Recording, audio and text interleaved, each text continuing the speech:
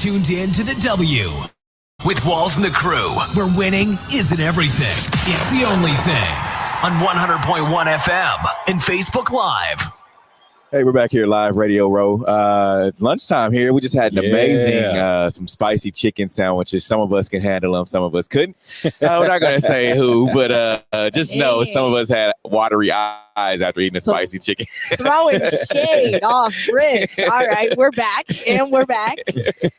All right, we have another special guest joining us, a friend of the show, Brandon Lang. He's a professional handicapper and also host of the Believe podcast at BrandonLang.com. What's happening, Brandon? How you doing, man? Another Radio Row. You know, just trying to pick this game. Your Chiefs screwed me last year. I had 6 straight Super Bowl winners, and we're trying to get to 26-3 for my career. And handicapping that Super Bowl last year, I just thought that Andy needed to be smart enough to know that his offensive line couldn't hold up. So let's get a game plan where we move the pocket and create some space for Pat. And understand, this is just a handicapper talking about what should happen. Because when you handicap a game based on what you feel should happen. And when you've done this for 31 years and you're so good at picking the Super Bowl. Yeah. Basically, if you take Brian Dawkins told me this years ago, basically you take the hype off the game. It's just another game on Sunday. That's all it is. Yeah. So going into it, I knew the Chiefs' offensive line was in trouble. I figured Andy knew it. I figured Bieniemy knew it. So we're going to have to kind of change everything we do. We're going to have to get Patrick outside. We're going to have to move the pocket. We can't just expect to drop him back. And Andy goes, we'll be fine. Yeah. See you on campus, Andy. 1-800 lose weight now. So I got buried, and watching the game, I knew in the first 2 possessions, if they didn't change what they were doing offensively, instead just keep dropping him back and watching the pocket collapse, the game was over. Well, 28-9 later, the game was over. My streak of 6 in a row, and now I'm 25-4, and I hate it because 26-3 sure sounds a lot better than 25-4. But it is what it is. So you live and learn. Sometimes you have to lose a game to win a game. Yeah, and so that kind of goes into this year's Super Bowl and handicapping this game. It reminds me of a couple games we've seen in the past, most notably Carolina and Denver. If you remember that Super Bowl there, who won the MVP? It was Von Miller. Was it Von Miller? Yeah, because I was gonna say it was a defensive player, but yeah. Why? Because their D-line overwhelmed anything Carolina could do offensively. Yeah. Why did the Chiefs lose last year? Because the defensive line, and Tampa Bay, and linebackers. Yeah, the linebacker play was immaculate. They just abused the offensive line of the Chiefs. That front seven was ridiculous. Just abused them, and that goes into this Super Bowl here. Now, if Denver's dominance over Carolina's offensive line was a 7, if Tampa Bay's dominance over the Chiefs' offensive line was an 8, going into this game Sunday, it's a 12. Really? You have the number 1 defensive line in the entire NFL and getting pressure on the quarterback in 2.8 seconds. That's over the whole season. Now, I know what you're saying. They really didn't get there last week against the Niners. That's a top 3 offensive line. They're beasts. It's a divisional opponent that has beat you 6 straight. Scheme-wise, we know you. We match up well against you. We know how to beat you. And even with that, they figured out a way to win. Right.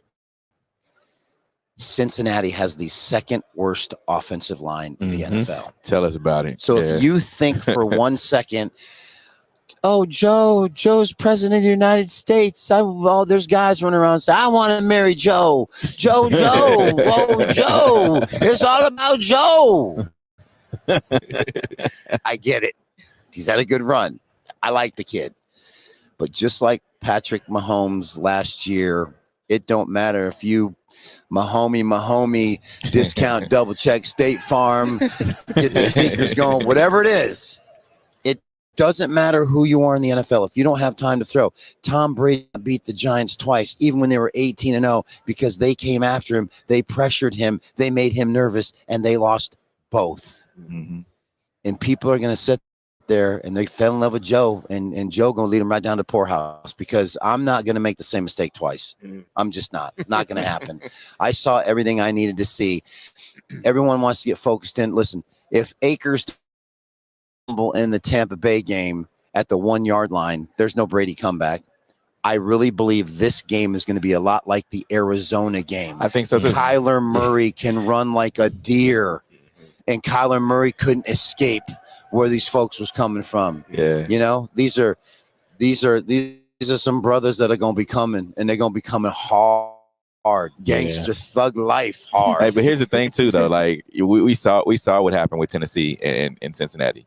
I mean, you get sacked 9 times. I mean, we talked to a couple of defensive players here in the last couple of days, and they're like, "You're not supposed to come back from that, right?" Like, I mean, but the thing, he's able to throw the ball. You've seen him with the Chiefs in the first matchup. I mean, he's Jamar Chase. He throws it up, and he just has that kind of receiving core to where he can throw it up anywhere, and they're going to go get it. Well, let's again. I've argued with people on Radio Row for 2 days now. Let's make sure for your listeners we're really clear here. Mm-hmm. The Cincinnati Bengals did not beat the Tennessee Titans. Yeah, Ryan Tannehill saw to it that Tennessee could not beat Cincinnati. Yeah. Ryan Tannehill has to live the rest of his life knowing that cat couldn't play dead in a Western against Cincinnati. Couldn't do it. He was as bad as any quarterback in a playoff game I've ever seen. And that general manager of the Titans making the statement the other day that he's our guy and we're going to win with him. Listen, whatever CBD treats you're eating or whatever weed you're eating or whatever HC you got in your CB treats, let me know so I can buy me some too. So I can get on that top of the mountain naked with the Indians singing Kumbaya. Ain't happening. Ryan Tannehill ain't never going to win nothing the rest of his natural born life. His wife's hot. She running guns through the Miami airport. Go for that. Run them guns through, baby girl. Run them guns through. Get your guns going. So that's it. And then KC, listen, we'll never know what happened in that locker room at halftime after they botched the 1st and goal at the 1. Again, I'm not a coach. Yeah. I'm just a handicapper. But your 1st and goal at the 1 yard line with 9 seconds to go. There's one play there, one play to run there, and one play. Jet sweep to Tyreek Hill. Good luck that cornerback getting to the pylon before him having to run all the way across. Yeah, that's it. Just here, snap, throw it up in the air. Here comes Cheetah, Road Runner, beep beep, gone, dust. Instead, we're gonna throw. I just don't get me started because I'll have violent rage problems. Yeah, because even in that situation, I think you throw to the end zone. Like, because if you throw to the back of the end zone or to the pylons, you know, if it's an incompletion, you may have 2-3 seconds to run another play. But just as creative as the Chiefs are, those were 2 of the worst play calls. That's 4th grade peewee football with all the kids just running around, the other kids running around, and they're running around, and little Joey's going over to get Gatorade, and he's supposed to be the receiver, and so whatever happened when they went in the locker room, and they came out in that 3rd quarter, that was not the same football team. Right. There was a definite disconnect somewhere that they just couldn't overcome the end of the first half. Yeah, I'll go to my grave saying if they even just kick a field goal there. I wanted them to kick the field goal. That was I'm yelling, From a momentum what are you doing? standpoint. Kick the field goal. especially being up as late Kick as the they field were. goal. And then you come out in 3rd quarter, You get the ball you back. score, you're up 21, Yeah. it's game over. Yeah. And instead we're handicapping the Bengals. I've always said this for years. The reason why you get blowouts in the Super Bowl is because teams that shouldn't be there get there. Yeah. The Cincinnati Bengals shouldn't be here. I give them credit. They got here. They had everything fall their way. It's like you walk into a strip bar in Vegas and the hottest stripper in the world is walking out of that strip bar and she grabs you by the elbow and says, "Hi, you want to go gamble with me?" Yeah, sure. No problem. That's what's happened with Cincinnati. Every single thing possibly perfect that could happen to them happened to them. And it did. And they're here. And that's great. But from a matchup, from a unless no. Dumb and Dumber. So you're saying there's a chance. Here you go. All right.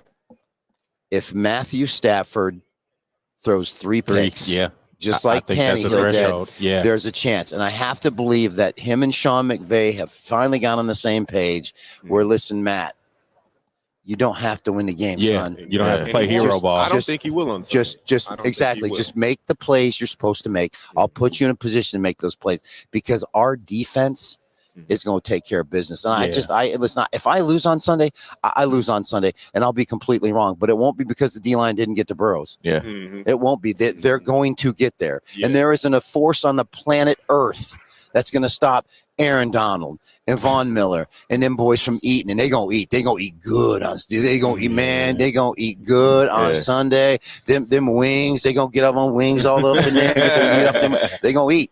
They are. And I felt like I would much have rather if the Chiefs had made it, I wanted them to beat the 49ers.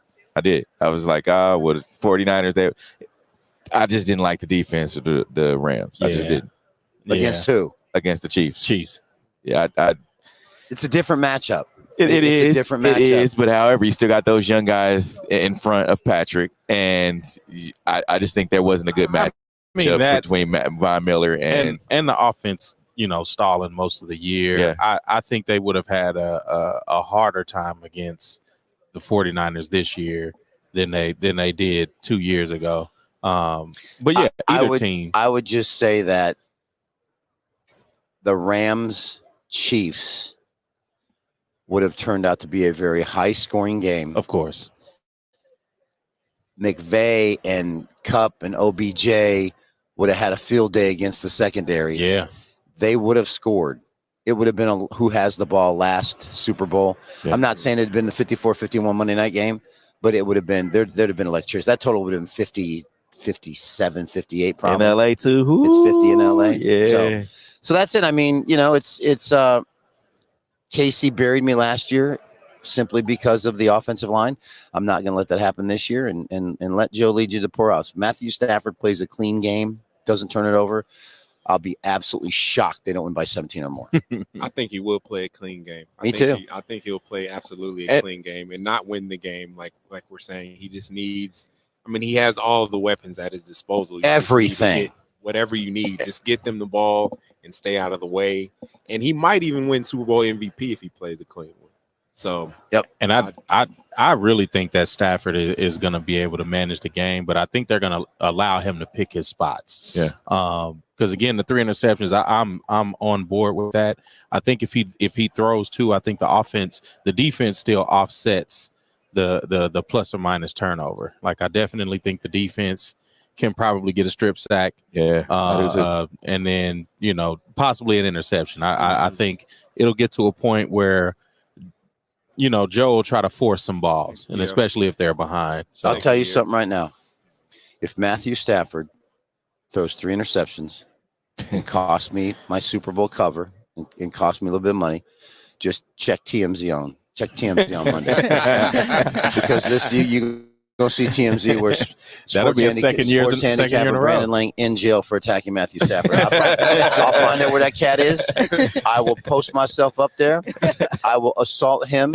It won't be with anything but like one of those little plastic forks from the food court. Because if it's the metal fork, that's a felony. Yeah. The plastic fork is just a misdemeanor. So when I get in front of the judge, when I'm done explaining everything that happened, it's going to be temporary insanity. I'll be in a mental institution for 30 days, getting that nice medication to balance out what's going on. And I'll be like Jack Nicholson in One Flew Over the Cuckoo's Nest with the big engine dominating the basketball court. We good to go.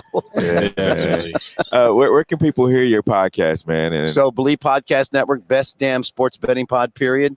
We're repackaging. I think we got 8 episodes up there. The Monica Lewinsky episode, I think it's episode 4 or 5, is absolutely the most epic story that Brandon Lang has ever told, because after Monica and Bill did their thing together, she moved back out to LA, and my best friend Chris Case, his wife, was Monica's best friend in high school. Yeah. So they set me up on a blind date with Monica, and she lost a little weight. She kind of cute in the face, but she lost a little weight, and so we go to dinner, and I throw on the B-Lang charm and throwing on the B-Lang charm, my personality and sense of humor, and I'm so good at first dates, just because on a first date you got to make women laugh, and I'm very good at making women laugh.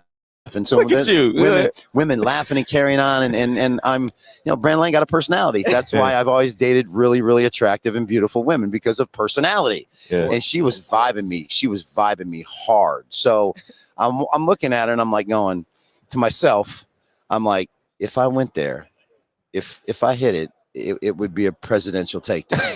it would be, I would literally, just to hear Monica say to me, oh, you're so much better than Bill. Just to get those words out of her is the presidential takedown. And I talk about on the podcast, I go more in depth because I can be more explicit on the podcast. Yeah. But at the end of the day, the next day, niece calls me up and she goes, she really, really liked you. Oh, she wants to go out with you again. And I said, niece, let me be perfectly clear with you on this. It's going to be a hit it and quit it. Okay. That's all going to be. And if that strains my friendship with you, I won't go there, but that's what it would be. And she goes, it probably would. And I go, okay, then I gotta go there. I hung up thinking about it now. And I don't have many regrets in life as Brandon Lang. Thinking about it now, I should have hit that and quit that 2 times over. Presidential takedown. I went where Bill went. Come on, Bill. What you got? What you got? All right, that was Brandon Lang, man, friend of the show, man. You can catch this content on Believe Podcast Network. We'll be back with more guests. This is a W Show.